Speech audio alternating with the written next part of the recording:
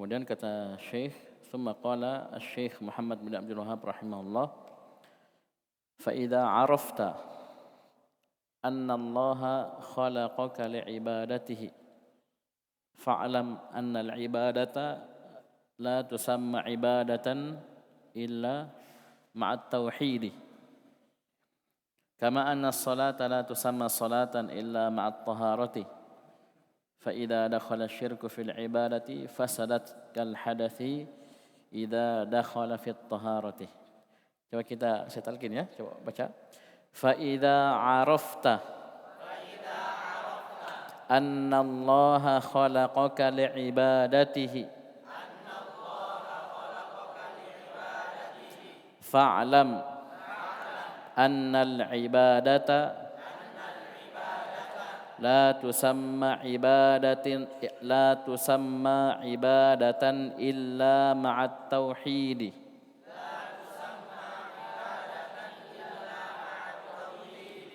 kama anna as-salata la tusamma salatan illa ma'at taharati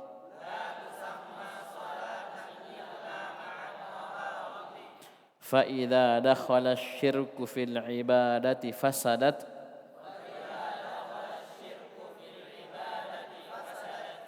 kal hadathi idza dakhala fit taharati. Ayo semua sama-sama, fa idza arafta semua.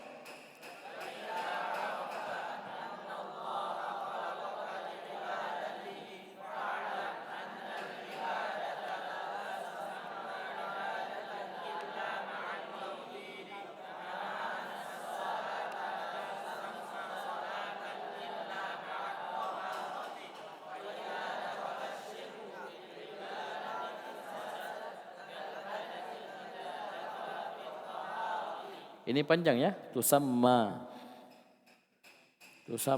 panjang. Ya, la tusamma panjang. Ayo semua, la tusamma. Ya, panjang ya. Baik. Kata Syekh Muhammad bin Abdul Wahhab rahimahullah taala, fa idza 'arafta anna Allah khalaqaka li'ibadatihi, maka jika engkau telah mengetahui, memahami dan mengerti bahwasanya Allah Subhanahu wa taala menciptakan dirimu untuk beribadah kepadanya. Di mana kita tahu ini?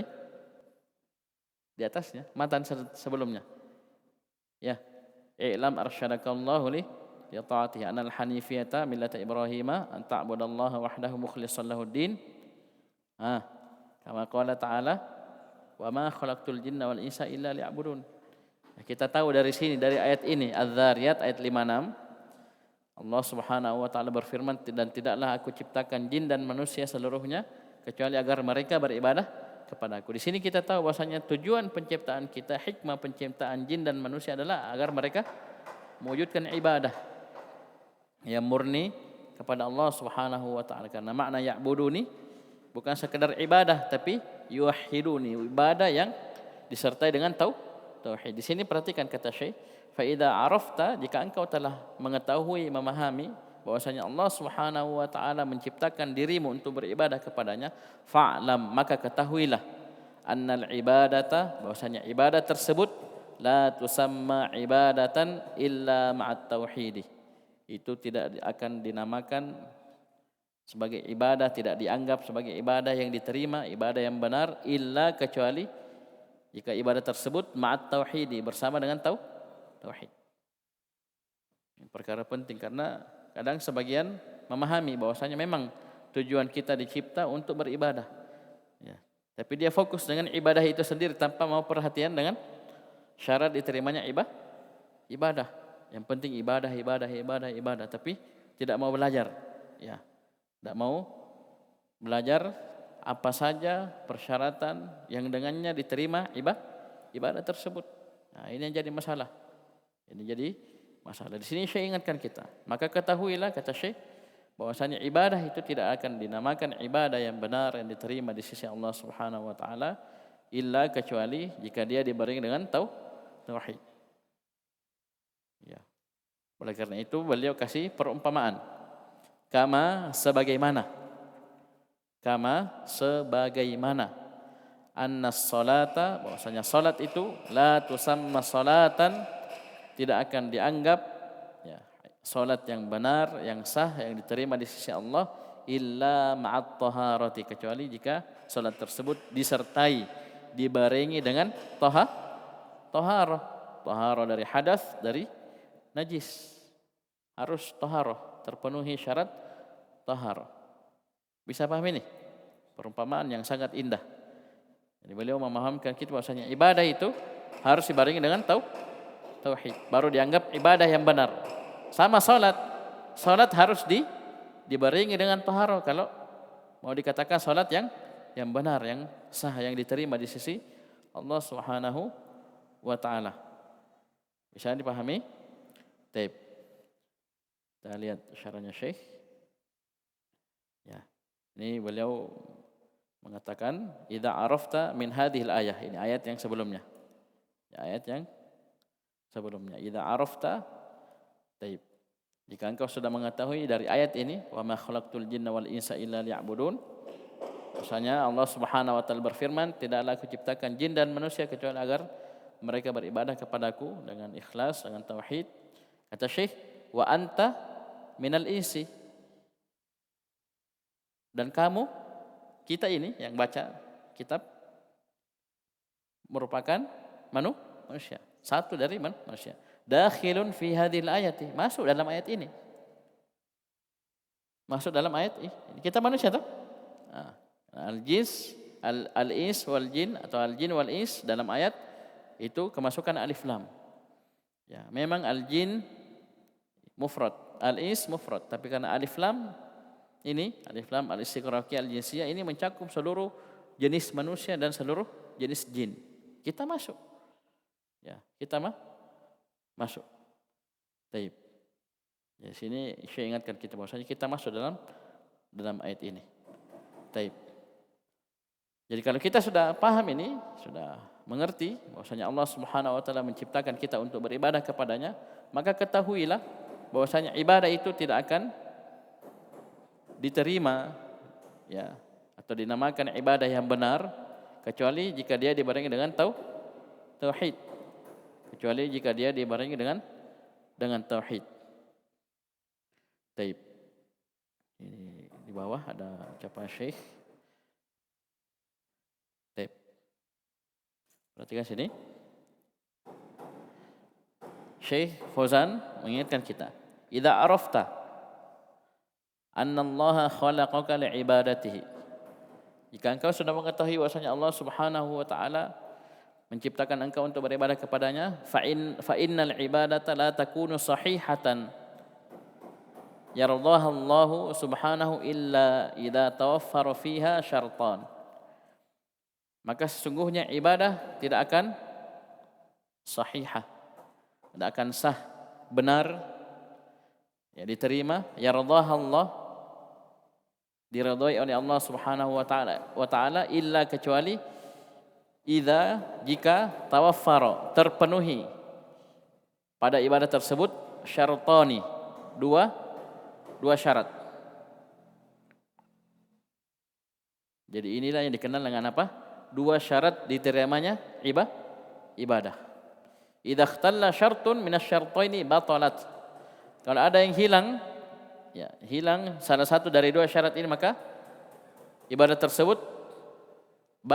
batal, tidak sah, tidak diterima, tidak diridhai oleh Allah Subhanahu wa taala. Ya, bukan sekedar tidak diterima, bahkan itu perkara yang dilarang, ya, merupakan dosa. Kita uraikan coba. Yang pertama, syarat diterimanya ibadah ini yang disebutkan oleh Syekh, antakuna khalisatan liwajhillah. Ibadah tersebut harus betul-betul murni mengharap wajah Allah Subhanahu wa taala. Laisa fiha syirkun. Tidak ada sedikit pun kesyirikan. Ya. Laisa fiha syirkun. Baik. Tidak ada satupun kesyirikan. Syirik akbar, syirik asghar, apalagi syirik akbar. Baik. Lalu Ustaz, gimana kalau ada syirik Fa in khalataha syirkun batalat.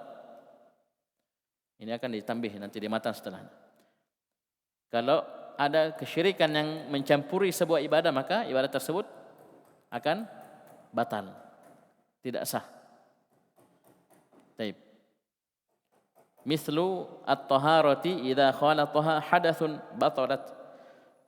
Seperti taharah jika dicampuri dengan hadas, maka dia batal. Contoh misalnya kita sudah wudu, ya, ambil air wudu selesai, ada hadas berupa buang angin, ya, kentut. Ayo, gimana taharahnya, wudunya? Batal. Begitu pula ibadah. Ketika ada ibadah yang dilakukan kemudian ada kesyirikan masuk, ya, maka ibadah tersebut batal, tidak sah. Bisa dipahami? Bisa? Taib. Ini syarat yang pertama. Syarat diterimanya ibadah.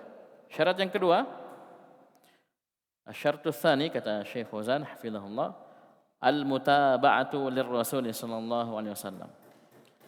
Ya, al-mutaba'ah, mengikuti tuntunan, ya, dari Rasulullah sallallahu alaihi wasallam. Betul, kita sudah tahu bahwasanya kita diciptakan untuk ibadah. Tapi sekarang pertanyaannya, bagaimana cara kita beribadah kepada Allah Subhanahu wa taala? Bagaimana? Kita sudah tahu perintah salat, bagaimana kita salat? Perintah mengeluarkan zakat, bagaimana cara kita mengeluarkan zakat? Ya, perintah puasa, bagaimana kita berpuasa, haji dan seterusnya. Nah, kita harus ambil dari Rasulullah SAW, tuntunannya, caranya, contohnya, tata pelaksanaannya. Baik. Oleh karena itu kata Syekh, fa ayyu ibadatin lam ya'ti biha Rasul sallallahu alaihi wasallam fa innaha batilatun wa marfudatun. Maka ibadah apapun yang tidak pernah dituntunkan, dicontohkan, diajarkan oleh Rasulullah sallallahu alaihi wasallam, maka ibadah tersebut batilah. Ya. Ibadah tersebut batil dan marfudah, tertolak. Tertolak. Li'annaha bid'atun wa khurafah. Karena ini merupakan perkara bid'ah yang tidak dituntunkan oleh Nabi sallallahu alaihi wasallam. Wa lihada yaqulu sallallahu alaihi wasallam, man 'amila 'amalan laisa alaihi amruna fa huwa raddun. Oleh karena itu Nabi sallallahu alaihi wasallam bersabda, barang siapa yang mengamalkan sebuah amalan yang tidak ada contohnya, tuntunannya, ya, maka dia tertolak. Ini syarat yang kedua. Bisa? Jadi ini perhatikan.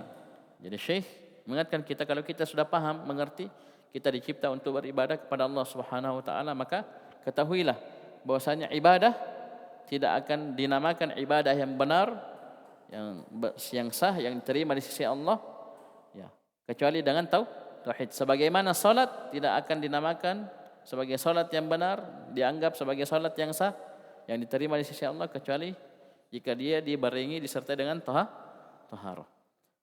Kemudian kata Syekh, fa idza dakhala syirku fil ibadati fasadat. Kalau kesyirikan masuk kepada sebuah ibadah, suatu ibadah, maka fasadat akan rusak ibadah tersebut. Rusak ibadah tersebut.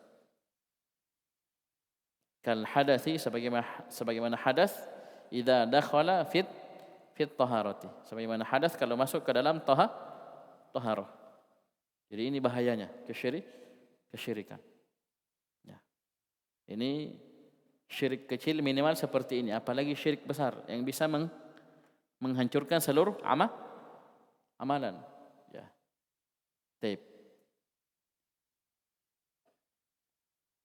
Kemudian kata Syekh, lanjutan matan muqaddimah. Taib. Fa idza arafta anna asy-syirka idza khalata al-ibadata afsadaha wa ahbata al-amala wa sara sahibuhu minal khalidina fin-nar. Ini beliau menguraikan tentang bahaya kesyirikan.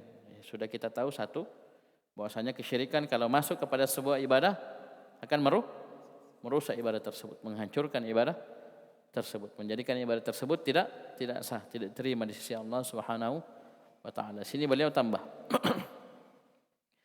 fa idza arafta, jika engkau telah mengetahui anna syirka, bahwasanya kesyirikan, idza khalatal ibadata, jika dia mencampuri sebuah ibadah, masuk kepada sebuah ibadah, apa yang terjadi?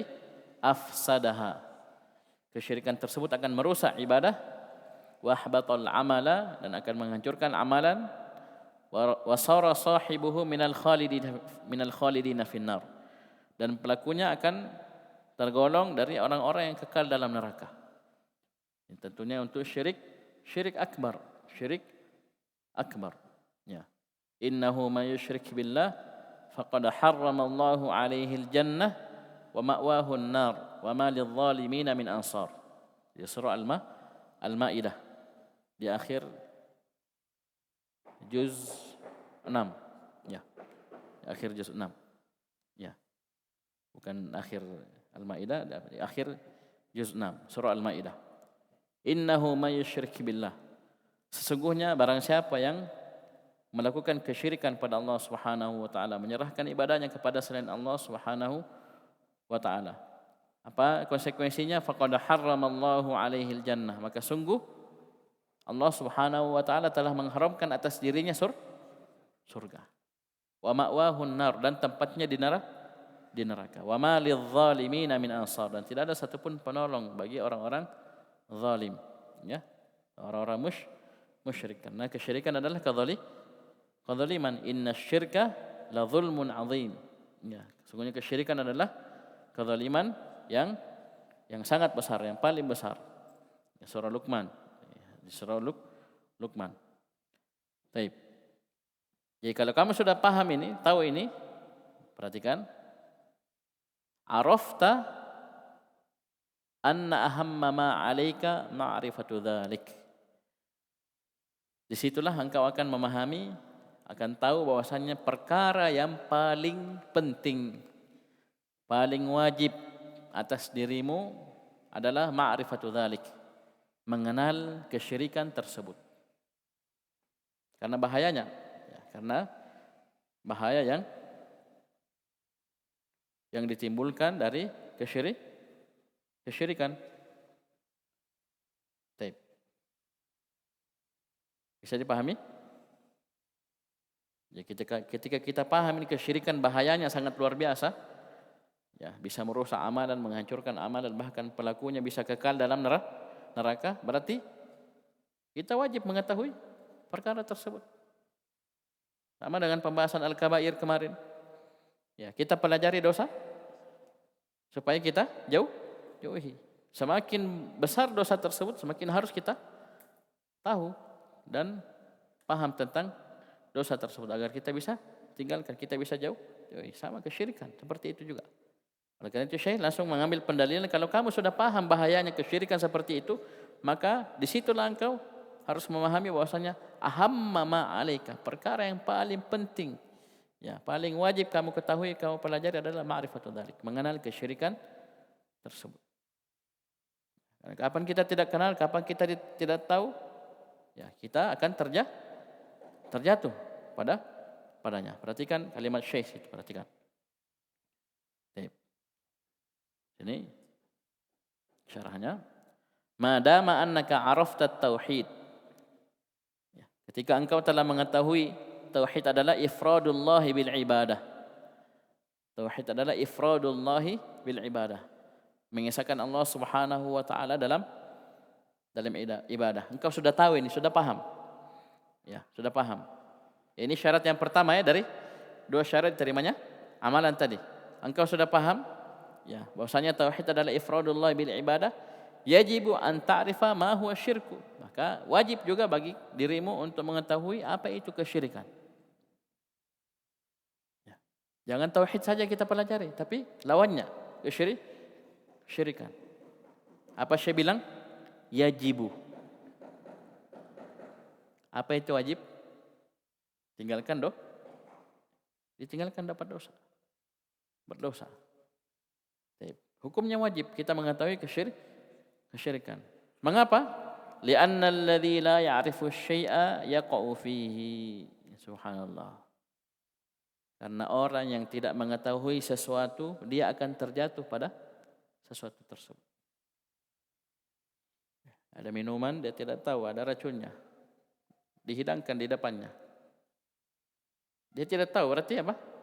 Ya, lagi haus, mau minum, ada minuman, ya, dihidangkan, disajikan, minum, tidak tahu. Kalau dia tahu ada racun, mana dia minum? Tidak mungkin dia minum. Bisa paham ini? Ya. Orang yang tidak paham, la ya'rifu syai'a. Orang yang tidak tahu sesuatu, yaqa'u fihi, dia akan terjatuh pada sesuatu tersebut. Baik. Jadi fala budda annaka ta'rifu anwa' asy-syirk min ajli an tatajannabaha. Jadi fala budda, tidak boleh tidak, harus engkau mengetahui jenis-jenis kesyirikan. Tujuannya apa? Min ajli an tatajannabaha, agar kamu bisa jauhi. Bagaimana kita bisa menjauhi sedangkan kita tidak kenal, tidak tahu. Bisa dipahami?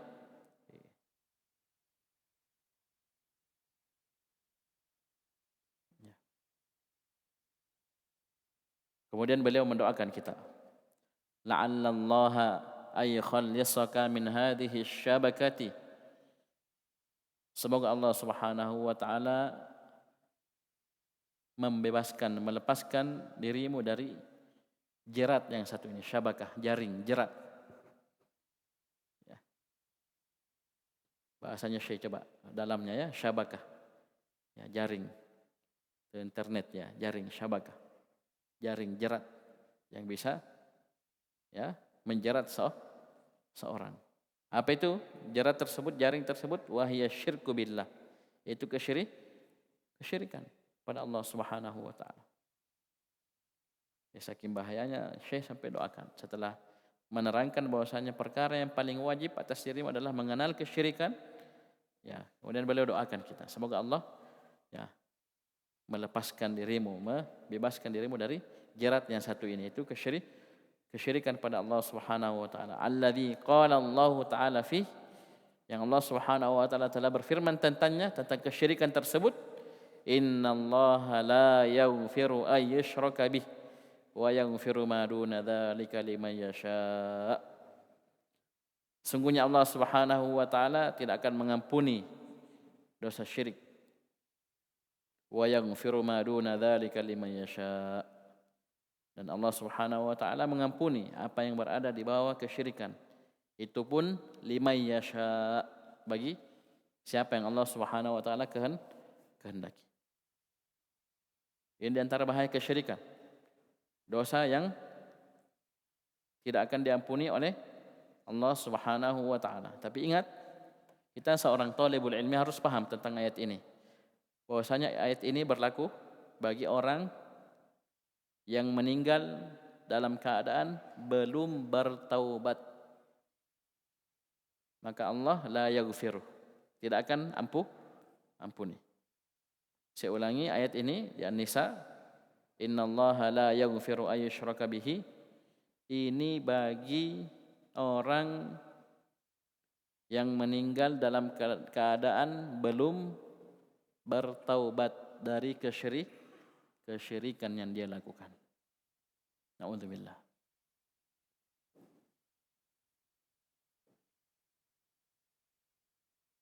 Jadi dia mati, meninggal dalam keadaan belum bertobat, dia bawa itu dosa syirik. Ya. Dia belum bertobat dari dosa kesyirikan yang dia lakukan. Maka ini berlaku ayat ini, la yaghfiru ay yushraka bih. Allah tidak akan mengampuni dosa tersebut. Bisa? Ustaz, kalau dia bertobat sebelum meninggal, berlaku ayat di surah Az-Zumar, innallaha yaghfirudz dzunuba jami'an. Sungguhnya Allah Subhanahu wa taala yaghfirudz dzunuba, az-dzunuba ada alif lam, mencakup seluruh dosa. Jami'an, dikuatkan semuanya tanpa terkecuali, termasuk kesyirikan. Mau bukti? Para sahabat sebelum masuk Islam, sebagiannya menyembah berhala, musyrikin. Masuk Islam, diampuni dosanya, semuanya. Kesyirikannya dan seterusnya, dosa-dosanya semua. Bisa pahami nih? Dipahami? Kenapa? Sebelum meninggal bertobat. Saya coba Abu Talib, Abu Jahal, di mana mereka? Neraka. Tidak diampuni. Kenapa? Abu Lahab, Abu Jahal, Abu Talib. Karena mereka tidak bertobat sebelum meninggal. Bisa dipahami? Bisa? Baik. Wa yaghfiru ma duna dzalika liman yasha. Dan Allah Subhanahu wa taala mengampuni dosa di bawah kesyirikan bagi orang yang Allah kehendaki. Ya. Seorang membawa dosa, seorang melakukan sebuah dosa, dia tidak bertobat sebelum meninggal, maka ini istilahnya tahtal masyiah, di bawah kehendak Allah. Ya. In syaa azabahu wa in syaa ghafara lahu. Jika Allah inginkan, Allah azab, siksa orang tersebut. Karena kenapa? Dia belum bertobat sebelum meninggal. Akan tetapi wa in syaa ghafara lahu. Kalau Allah ingin, Allah ampuni. Inilah ayat wa yaghfiru ma duna dzalika liman yasha. Bagi siapa yang Allah kehendaki. Ini belum bertobat. Kenapa? Kalau bertobat sebelum meninggal, innallaha yaghfiru dzunuba jami'an. Kesyirikan saja diampuni, apalagi di bawahnya. Ini bagi orang yang meninggal dalam keadaan belum bertobat. Ketika dosanya di bawah kesyirikan, maka tahtal masyiah, di bawah kehendak Allah Subhanahu wa taala. Kalau Allah ingin, Allah siksa karena dia dosa, dia belum bertobat sebelum meninggal. Tapi kalau Allah ingin, walaupun dia belum bertobat, Allah ampuni. Itu hak Allah. Liman yasha. Bagi siapa yang Allah kehendaki. Allah yaghfir, ampuni. Bagi siapa yang Allah kehendaki. Tapi dengan catatan apa? Di bawah kesyirikan. Ya. Bisa dipahami? Baik. Wa dzalika bi ma'rifati arba'i qawaida dzakaraha Allah taala fi kitabih.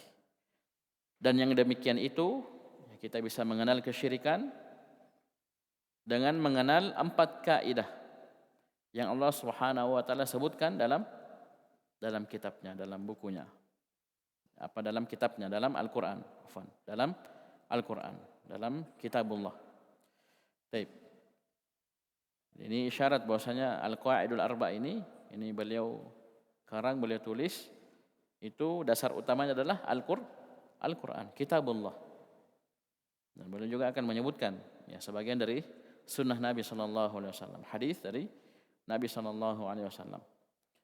Baik, hanya satu hadis, satu hadis dalam Al-Qawaidul Arba ini. Itu nanti di kaidah yang ketiga, akhir kaidah yang ketiga. Baik. Jadi selesai mukaddimah beliau, pendahuluan beliau yang menggambarkan tentang isi buku ini apa. Itu tentang apa?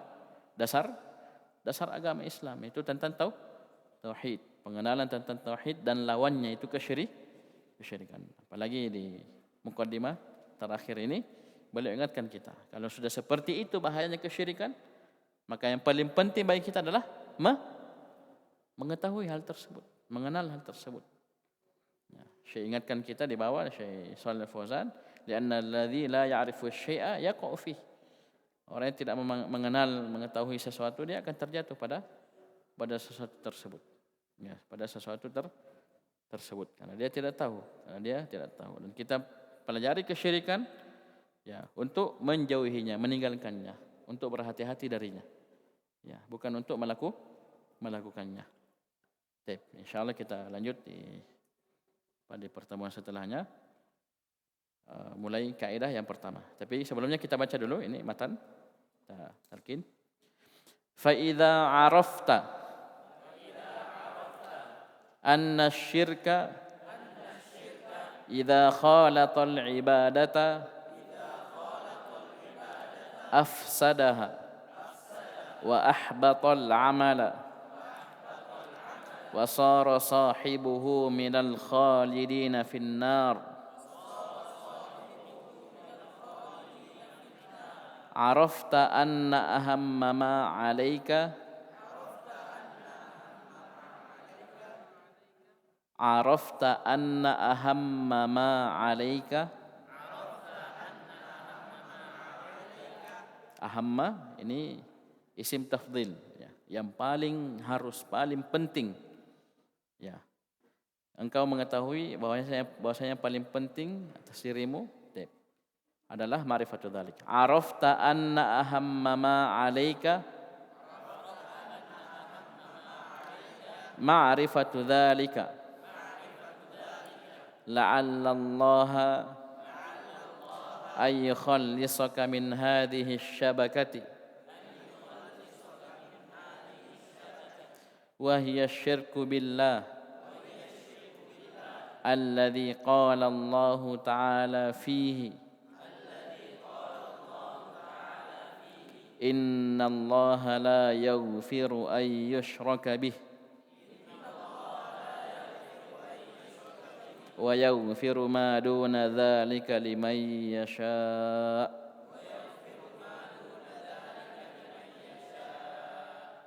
Wa dzalika bima'rifati arba'i qawa'ida dzakaraha Allah ta'ala fi kitabih. Coba sama-sama disambung. Fa idza arafta